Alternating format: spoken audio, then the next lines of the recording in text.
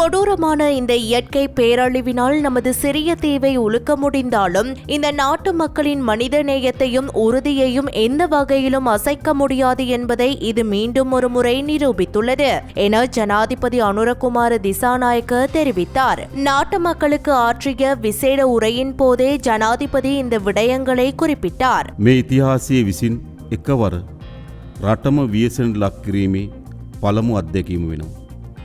රටම සතර දිග්භාගයෙන් යටවුණු සහ ආපදාවට ලක් වූ තත්ත්වයක් තුළ මේ අතිශය දුෂ්කර ව්‍යායාමයේ ජයගත යුතුව තිබෙනවා. ஒரு நாடென்ற வகையில் நாம் வரலாற்றில் மிகப்பெரிய மற்றும் மிகவும் சவாலான இயற்கை பேரழிவிற்கு முகம் கொடுத்துள்ளோம் என்பதை நாம் அறிவோம். இந்த நாட்டின் வரலாற்றில் மிகவும் சவாலான மீட்பு நடவடிக்கையை நாம் ஆரம்பித்துள்ளோம் என்பதையும் அறிவோம். முழு நாடும் பேரழிவிற்கு உட்படுத்தப்பட்ட முதல் அனுபவம் இது. நாலா பக்கங்களிலிருந்தும் முழு நாடும் நீரில் மூழ்கி பேரழிவால் பாதிக்கப்பட்டுள்ள நிலையில் இது மிகவும் கடினமான ஒரு செயற்பாடாகும். இதனை நாம் வெற்றி கொள்ள வேண்டும். இந்த கொடூரமான இயற்கை பேரழிவினால் நமது சிறிய தீவை உலுக்க முடிந்தாலும் இந்த நாட்டு மக்களின் மனித நேயத்தையும் உறுதியையும் எந்த வகையிலும் அசைக்க முடியாது என்பதை இது மீண்டும் ஒரு முறை நிரூபித்துள்ளது.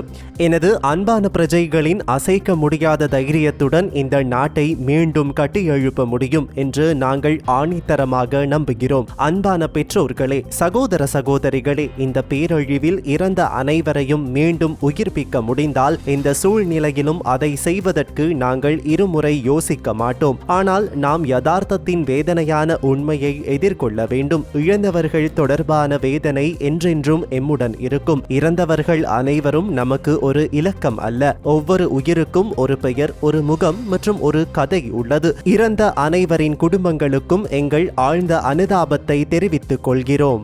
දයාබර දෙමව්පියනි, සහෝදර සහෝදරියනි, මේ ව්‍යසනයේ මියගිය සියලු දෙනාට නැවත ජීවිතය ලබා දීමේ හැකිනම් ඕනෑම කොන්දේසියකට යටත්ව ඒ ඉටු කිරීමට අප දෙවරක් කල්පනා කරන්නේ නැහැ. නමුත් අප යථාර්ථයේ වේදනාකාරී සත්‍යයට මුහුණ දිය යුතුයි. අහිමිවුවන් පිළිබඳ වේදනාව සදාකාලිකම අප අතර පවතිනවා. මියගිය සියලු දෙනා අපට අංකයක් නොවේ. සෑම ජීවිතයක් සමගම නමක්, මුහුණක් සහ කතාවක් තිබෙනවා. මියගිය සියලු දෙනාගේ පවුල් වෙනුවෙන් අපි හදවතින්ම අපගේ සාතිශය සංවේගය පිරිනමනවා. இது அனுதாபத்துடன் மட்டும் நின்று விடாமல் அந்த உயிர்களை அந்த குடும்பங்களுக்கு திரும்ப கொண்டு வர முடியாவிட்டாலும் ஏனைய அனைத்தையும் வழங்க நாங்கள் அர்ப்பணிப்புடன் செயற்படுவோம். அதே போன்று காணாமல் போனவர்கள் அனைவரும் உயிருடன் இருக்கிறார்கள் என்றும் நாங்கள் நம்புகிறோம். இந்த அனர்த்தத்தினால் பாதிக்கப்பட்ட பலருடைய துன்பத்தை தணிக்கவும் பாதிக்கப்பட்டவர்களுக்கு பக்கபலமாக இருப்பதற்கு முன்வந்த அனைவரையும் நாம் அன்புடன் அரவணைக்கின்றோம். இயற்கை அனர்த்தங்களை முறையாக கட்டுப்படுத்த முடியாத போதும் ஏற்படக்கூடிய அனர்த்தங்கள் மற்றும் அவசர நிலைமைகளை உரிய வகையில் முகாமைத்துவம் செய்தல் பழைய நிலைக்கு அல்லது முன்பை விட சிறந்த நிலைக்கு மீண்டும் கட்டியெழுப்பும் 3 செயல்முறைகளின் முக்கியத்துவம் அரசாங்கத்திற்குரியது. அதற்கு தேவையான மற்றும் சாத்தியமான நடவடிக்கைகள் எவ்வளவு கடினமாக இருந்தாலும் அதனை மேற்கொள்ள எதிர்பார்க்கிறோம். இந்த அனர்த்தத்தை எதிர்கொள்ளும் போது மட்டுப்படுத்தப்பட்ட வசதிகள் மற்றும் கருவிகளை கொண்ட ஒரு நாட்டில் நம்மிடம் உள்ள விலை மதிப்பற்ற மனித வளம் வேறு எதையும் விட மதிப்புமிக்கது என்பதை நாங்கள் மீண்டும் மீண்டும் உறுதிப்படுத்தியுள்ளோம். தன்னம்பிக்கை நிறைந்த மற்றும் அனர்த்தத்தின் போது விட்டுச் செல்லாத அனைத்து சந்தர்ப்பங்களிலும் உள்ள மன உறுதியுடனான எமது நாட்டு பிரஜைகள் தொடர்பில் நாம் பெருமைப்படுகிறோம். நாம் இதுவரை கண்டிராத மிகப்பெரிய மறுசீரமைப்பு, முன்னெடுப்பு மற்றும் மீள கட்டியெழுப்பும் பணியை எதிர்கொள்ள வேண்டும் என்பதை நினைவில் கொள்ள வேண்டும். அழிவின் அளவை மதிப்பிடுவது மிகவும் பாரதூரமானது. ஆனால் வெள்ளம், புயல் அல்லது ஏதேனும் பேரழிவுக்கு பின்னர் நம் நாட்டு மக்களின் முதல் பணியாக அனர்த்தத்தினால் பாதிக்கப்பட்டவர்களின் உயிரை காப்பாற்றுவதும் அவர்களுக்கு தேவையான உடனடி நிவாரணத்தை வழங்குவதுமாகவே உள்ளது. அதற்காக எங்கள் முழு அரச பொறிமுறையையும் மிகவும் திறமையாக வழிநடத்த முயற்சி செய்தோம். විනාශයේ තරම ගැන අනුමාන තක්සේරුව එතරම්ම බරපතලයි.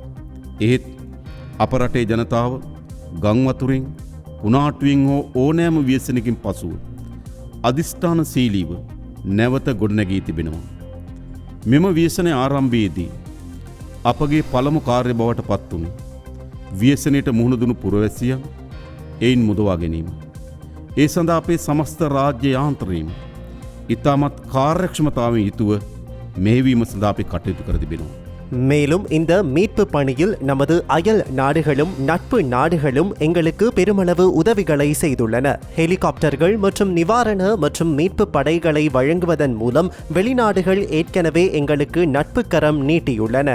நமது நாட்டு மக்கள் சார்பாக நாங்கள் அவர்களுக்கு மிகவும் நன்றியுள்ளவர்களாக இருக்கிறோம். சில சுற்றறிக்கைகள் பாதிக்கப்பட்டவர்களுக்கு நிவாரணம் வழங்குவதில் தடைகளை ஏற்படுத்தியுள்ளன. அந்த சுற்றறிக்கைகள் அனைத்தையும் நாங்கள் மாற்றியமைத்து அவர்கள் எங்கு இடம்பெயர்ந்துள்ளனர் அல்லது எங்கு வசிக்கிறார்கள் என்பதை பொருட்படுத்தாமல் அனைவருக்கும் அரசாங்க நிவாரணம் வழங்கப்பட வேண்டும் என்ற நோக்கில் ஒரு திட்டத்தை தயாரித்துள்ளோம். சீராகவும் முறையாகவும் எழுந்து நிற்க போராடிக் கொண்டிருந்த ஒரு நாட்டிற்கு இந்த நிலைமை சாதாரண சவால் அல்ல. சிறு சுய தொழில் முயற்சி முதல் பாரிய அளவிலான கைத்தொழில்கள் வரை, சிறு தொழில் முனைவோர் முதல் பாரிய அளவிலான தொழில் முனைவோர் வரை அனைத்து தரப்பினரும் தங்கள் வருமானத்தை இழந்துள்ளனர். விவசாயம், விவசாயிகள், கால்நடை வளர்ப்போர் பெரும் பின்னடைவை சந்தித்துள்ளனர். මේ මුදා ගැනීමේ ක්‍රියාදාමයේදී අපේ අසල්වැසි රටවල් අපගේ මිතුරු රටවල් අපිට විශාල ලෙස උපකාර සපයා තිබෙනවා.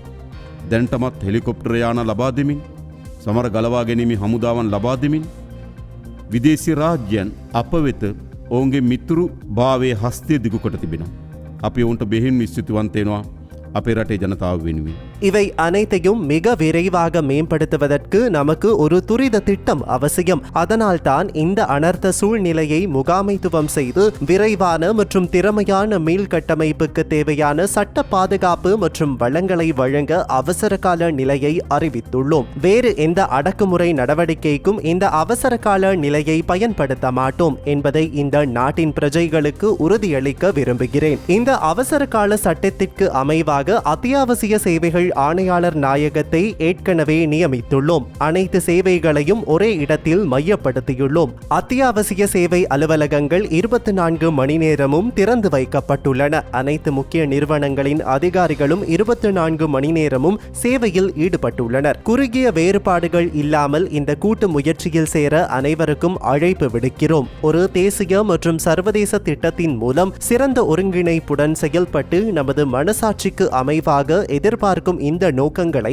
நிறைவேற்றுவதற்கு அர்ப்பணிக்குமாறு கோருகிறேன். இந்த இருளிலும் ஒளி பிறக்கிறது என்று நாங்கள் நம்புகிறோம். இந்த இருண்ட நாட்கள் கடந்து போகும் என்றும் நாங்கள் நம்புகிறோம். எனவே நாம் ஒன்றாக எழுச்சி பெறுவோம். இந்த கண்ணீர் விடும் இந்த அழகிய தேசத்தை குணப்படுத்துவோம். சுபீட்சமான நாட்டை உருவாக்குவோம் என அவர் தெரிவித்தார். අපේ රටේ තිබුණු සමහර චක්‍රලේඛනයන් මෙම ප්‍රජාවන් තුනටම සහන සැලසීම සඳහා බාධාවන් ඇතිකට තිබුණා. අපි ඒ සියලු චක්‍රලේඛනය වෙනස් කොට අවතැන් වී තිබෙන්නේ කොතනද, ඉන්නේ කොතනද කියන බේදිකින් තොරව හැම දිනාටම රජයේ සහන ලබා දීම සඳහා අවශ්‍ය වෙන වැඩපිළිවෙළ සකස් කොට තිබෙනවා. මා මේ රටේ පුරවැසියන්ට එක සහතිකයක් ලබා දෙන්න කැමැතියි. මෙම හදිසි නීතිය මෙම ආපදාව කළමනාකරණයට ලක් කර ගැනීම සහ කාර්යක්ෂම අපේ රට ගොඩනැගීම සඳහා ඉවහල් කරගන්නවා ඇරුණුකොට වෙනත් කිසිදු මර්ධනීය ක්‍රියාදාමයක් වෙනුවෙන් මෙම හදිසි නීතිය අපි උපයෝගී කරගන්නේ නැහැ. මෙම හදිසි නීතියට අනුකූල වන පරිදි මේ වන විටත් අපි අත්‍යවශ්‍ය සේවා කොමසාරිස්වරයෙක් පත් කර තිබෙනවා. සියලු සේවාවන් අප එම එක තැනකට කේන්ද්‍රගත කොට තිබෙනවා. පැය 24 පුරාම අත්‍යවශ්‍ය සේවා කාර්යාල විවෘත කොට තිබෙනවා. සියලු වැදගත් ආයතනයන් වල නිලධාරීන් එහි පැය 24ම රැඳෙමින් තිබෙනවා.